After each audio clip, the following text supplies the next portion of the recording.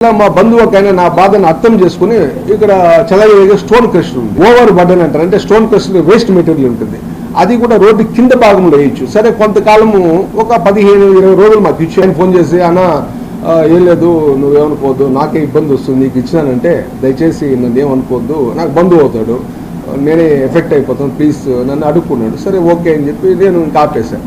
తర్వాత మన జిల్లా కలెక్టర్ గారిని కలిశాను, 2-3 సార్లు కలిశాను జిల్లా కలెక్టర్ గారిని. కలిస్తే ఆయన నా ముందరే ఫోన్ చేసి ఎంఆర్ఓని ఎందుకు నేషనల్ హైవే పని ఆగిపోతుంది, మీరు ఇవ్వాలా అని గట్టిగా చెప్పడం జరిగింది. అయినప్పటికీ కూడా కలెక్టర్ కలెక్టర్ ఆడియో పదే చెప్పినట్టు కూడా నాకు అనుమతులు రాలా. లాస్ట్కి తహసీల్దారు అన్న ఏమనుకోవద్దన్నా దయచేసి నా చేతులు పట్టుకొని నేను ఇవ్వలేని పరిస్థితి నన్ను అర్థం చేసుకుని ఆయన పాప రిక్వెస్ట్ చేశాడు. సరే ఆయన బాధ ఏదో నాకు అర్థమైంది. తర్వాత ఏం చేశారంటే ఇంకా మనకు జిల్లా మంత్రి ఎవరున్నారు అనగాని సత్యప్రసాద్ గారు, ఆయనకి ఫోన్ చేశాను.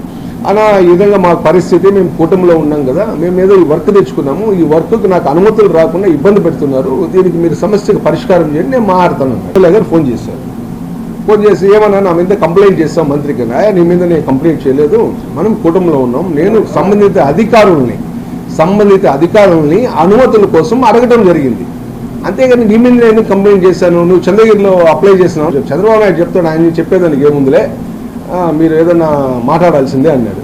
ఏం మాట్లాడాలంటే సరే లేదు మీరు నెలకు మాకు 10 లక్షలు కట్టాలన్నాడు. నేను కూటమిలో ఉన్నాను, నెలకు 10 లక్షలు ఎందుకు కట్టేది, ఇది కరెక్ట్ కాదు కదంటే లేదన్నా అదంతా కుదరదు, లేదని మీరు బండ్లు కట్టలేరు, బండ్లంతా అదంతా మీరు మట్టితో కాల్ చేస్తాం, పొడి చేస్తాం, చించేస్తాం ఏదో అన్నాడు ఆయన. సరే ఎందుకు లేబా అంటే నేను నాకు వర్క్ తక్కువ కేసినాను, అంత డబ్బులు ఇచ్చుకోలేనంటే సరే 4 లక్షల రూపాయలకి ఇస్తానని ఒప్పుకున్నా. 4 లక్షల రూపాయలు నెలలా ఇంకా ఆయన బెదిరింపులు, వాళ్ళు ఎవరు వెనకాల ఆయన బెదిరిస్తారు, ఆయన వెనకాల ఏదైనా టీం బెదిరిస్తుందో మనకు తెలియదు కదా. సరే మనం ఏంటంటే కాంట్రాక్ట్ తిన్నాం కాబట్టి ఇంకా తల ఉంచుకోవాల్సిన పరిస్థితి. ఆయనకి ప్రతి నెల నేనే ఒక 3-4 నెలలు నేనే వెళ్ళి ఇస్తాను. మొన్న మార్చి అప్పుడు మొదలుపెట్టే 25 నుంచి ఏప్రిల్ 21 వరకు, మొన్న ఏప్రిల్ 26 వరకు దాదాపు ఆయనకి 29 లక్షలు ఇవ్వటం జరిగింది. 29 లక్షలు ముఖ్యంగా ఈ అనుమతులు కూడా ఇక్కడే ఉన్నాయి, అనుమతి పత్రాలు కూడా ఏవైతే నేను అనుమతులకు అప్లై చేశాను చంద్రగిరిలో 2 క్వారీలకు సంబంధించిన అనుమతులు ఉన్నాయి. ఈ క్వారీలకి ఒక నేషనల్ హైవే వర్క్ కి 2 క్వారీలకు అనుమతులు కూడా ఇవ్వలేని పరిస్థితిలో ఉన్నారు ఇక్కడ ప్రభుత్వ యంత్రాంగం. ఎందుకంటే ప్రభుత్వ యంత్రాంగం మొత్తము ఎమ్మెల్యే కనుసన్నల్లో కబ్జా అయిపోయినారు.